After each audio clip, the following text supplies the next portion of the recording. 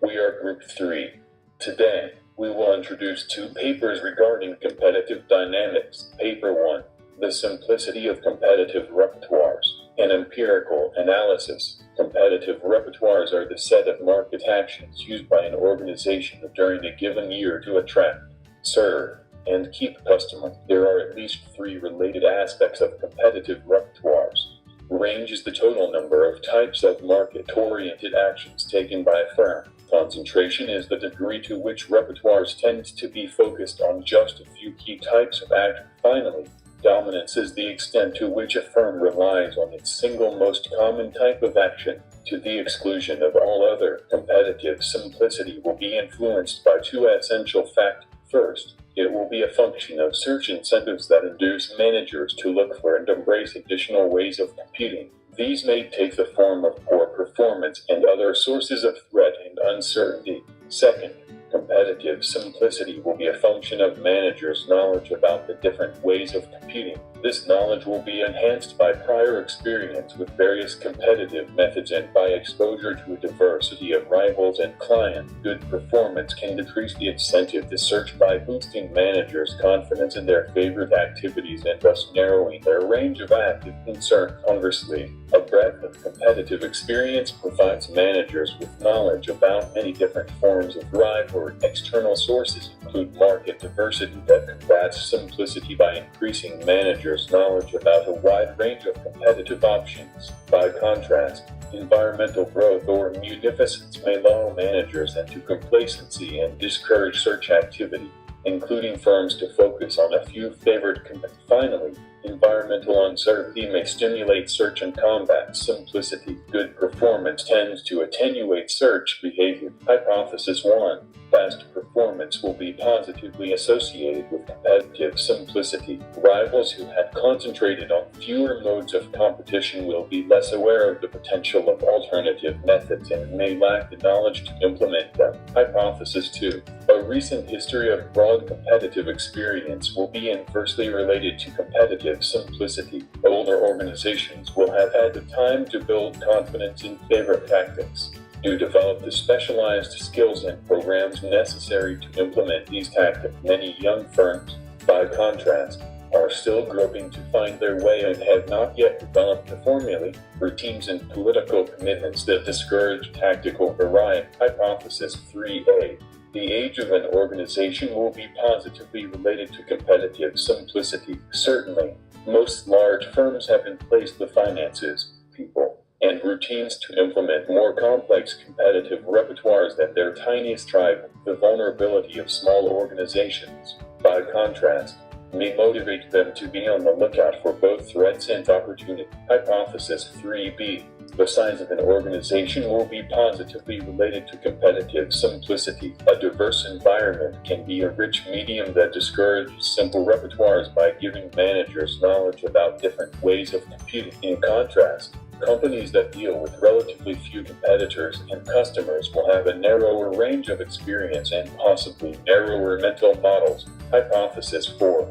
The diversity of the market will be inversely related to competitive simplicity. Growing markets will present organizations and their competitors with a picture of munificence. On the other hand, tough competition brought on by declining demand may create problems for a firm and its rival. Hypothesis 5.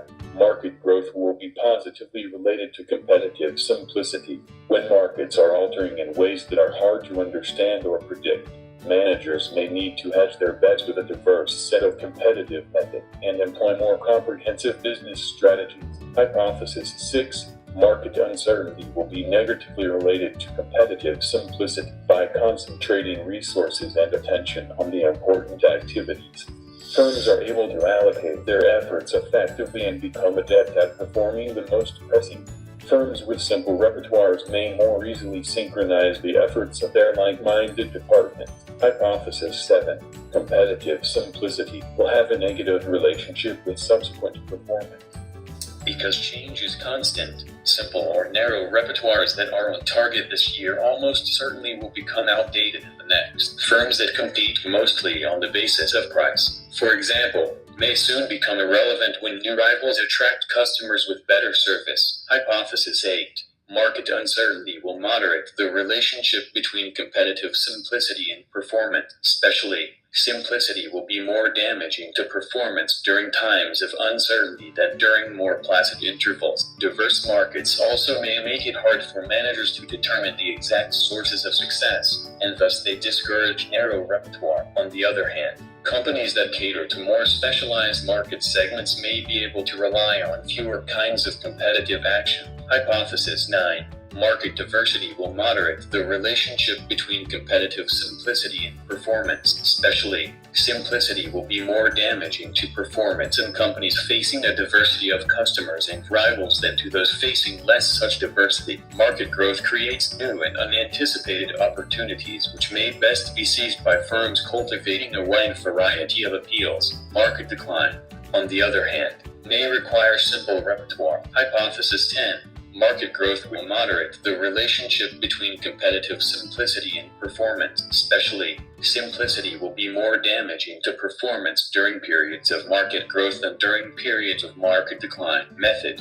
The scope of our initial database and our final sample was determined by our notions of markets and competition. The aims of the study demanded that we concentrate only on those carriers that competed against one another nationwide and that we exclude regionally based airlines, whose distinctive markets might skew their competitive repertoires. Method of structured content analysis were used to identify and classify these moves. The total sample of this study consisted of 891 actions consistent with our threefold conceptualization of competitive simplicity. They used three related indexes to measure it: a range or R index, a concentration or C index, and a dominance or D index. The robustness of the indexes was established by varying their composition by altering the types of decisions included. In order to establish the robustness of their findings, they reran every analysis after having dropped these two decisions from all of their index. Breadth of experiences was measured by the number of types of decisions reported in the preceding year. Market diversity was assessed by the number of segments and actors in an airline's market environment. Market growth is an important indicator of environmental munificence. Paper 2. Sources and Consequences of Competitive Inertia, a study of the U.S. airline industry. This paper investigates the causes and consequences of competitive inertia in the U.S. airline industry. Competitive inertia refers to the level of activity that a firm demonstrates in altering its competitive stance. It reflects the number of market-oriented changes a company makes in trying to attract customers and outmaneuver competitive inertia pertains to major strategic and more minor tactical types of actions, both of which are essential components of all competitive arsenals. Tactical actions might include price changes, advertising campaigns, and incremental product or service adjustments. Strategic actions may include major facilities expansions, mergers and acquisitions, strategic alliances, and important new products or services. The literature on organizational change, learning and decision-making suggests three essential classes of factors that underlie organizational action and, hence, First is the incentive to act, the motivational component of action discussed mostly by political decision theorists and scholars of managerial attribute. Second is the awareness of action requirements and alternatives, the knowledge component of action discussed by most learning theory. Third are the constraints on managerial action, the capability component of action discussed by writers on organizational change, structure, and momentum. Inertia may be influenced by the constraints on action caused by bureaucratic rigidity, insularity, and institutional networks, which tend to be related to a company's. There are several reasons why good performance may give rise to inertia. First, reinforcements, rewards and punishments. Good performance induces managers to believe that they have gotten it right. It makes them reluctant to change. Poor performance, by contrast, widens the gap between managerial aspirations and achievements and thus motivates remedial action. Second, scanning and search. Success may be interpreted as a sign that less vigilance and less environmental scanning or search are required, and this attitude can blind managers to the need for action. Failure, by contrast, provides managers with an incentive to scan their environments to find out what is wrong. Third, power, politics, and managerial attributions. Success creates corporate cultures that make company or departmental leaders into power centers, into heroes with the status and resources to perpetuate both their stewardship and their policies. Success thus makes power self-perpetuating, and this dampens new competitive initiative. Poor performance may induce tactical changes, as these are generally easy to make, entail few reversals in policy, and thus create little embarrassment. Hypothesis 1a. For tactical actions, performance in the recent past will be positively associated with competitive inertia. Such strategic decisions also may signal changes in policy that violate the preferences and reverse the fortunes of those in power. Strategic decisions will thus be less responsive to performance erosion than tactical decisions. Hypothesis 1b. For strategic actions, performance in the recent past will not be related to competitive inertia. The opposing arguments above suggests that there is no clear relationship between tactical actions and market growth. Tactical adjustments may be no more motivated by an expanding than by a declining market. Hypothesis 2a. For tactical actions, market growth will be unrelated to competitive inertia, but strategic actions, especially those involving costly improvements to facilities, major expansions, or corporate acquisitions and joint venture, will be far more likely when a growing market provides some basis for optimism. Hypothesis 2b. For strategic actions, market growth will be negatively related to competitive inertia. Market diversity exposes the organization to a great variety of ideas and events, some of which may prompt exploration and change. By contrast, organizations that compete in a narrow market against similar competitors or that have only one type of customer confront a more sterile and homogeneous learning environment, one that may foster inertia. Hypothesis 3. Market diversity will be negatively related to competitive inertia. Awareness of alternative ways of competing may be influenced not only by current conditions in the marketplace but also by managers' past experiences in taking action. Organizations that recently have implemented many competitive initiatives are apt to be less inertial than those that have taken only a few action. Hypothesis 4. The level of recent competitive activity will be negatively related to subsequent competitive inertia. Older firms are said to be especially apt to rely on precedent and to use entrenched formal routines and bureaucratic procedures. Size, too, can breed inertia. Very large firms are often protected from competition because of their advantageous institutional contacts. Smaller, more vulnerable organizations, by contrast, must be constantly on the lookout for threats and opportunities, and this will prevent them from stagnating. Hypothesis 5. Competitive inertia will be positively related to an organization's HSI. Performance consequences of inertia. Inertia minimizes the chances that a superabundance of competitive assaults will needlessly provoke costly retaliation from rivals. In short, competitive inertia may save costs, avoid disturbing customers and rivals, and help managers capitalize on their greatest strength. Hypothesis 6. In the short run, competitive inertia will be associated with superior performance. Conversely, firms that confront a homogeneous set of demands from clients and competitors may benefit from an economical repertoire of market diversity, as represented by the multifacetedness of markets and competitors. May moderate the relationship between inertia and market diversity will erode performance. Hypothesis 7. The interaction between market diversity and competitive inertia will have a negative impact on performance.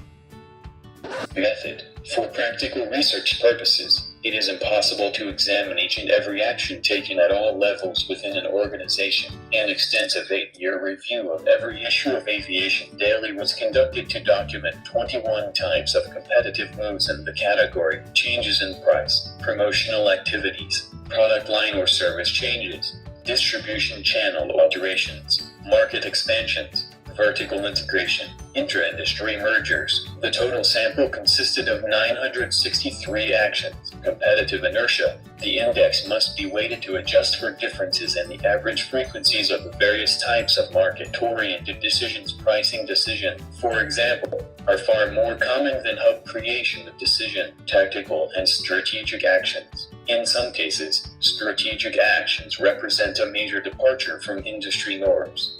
7 kinds of actions were deemed to be strategic: mergers and acquisitions, hub creations, theater and inter-industry alliances, new services, frequent flyer programs, and new airline purchase. Tactical actions were defined as not involving significant long-term commitments of fixed assets and were deemed to have a less permanent impact on the firm performance. Profitability and cost indexes of performance are also less relevant, as this study looks only at external, market-oriented actions, not internal operating decision, environment, and organization. To establish robustness, we also assessed experience using simply a count of the number of types of actions made by a firm in the preceding year. Market diversity was measured by a composite index assessing the number of different airports served by each airline and the number of competitors faced by each airline. Market growth was measured by the level of growth in total industry business volume, an indicator of the degree to which new markets or niches are opening up. Age and size. Firm age was measured in years, and size was simply the natural log of the number of full-time employees. Discussion and conclusion. The literature on organizational change, learning and decision-making suggested that competitive inertia would be a function of alternatives and constraints on action. It is important to bear in mind that the performance implications of inertia seem to be very much a function of the environment. The greater its competitive diversity, the less salutary the effects of inaction. That is our presentation. Thank you very much.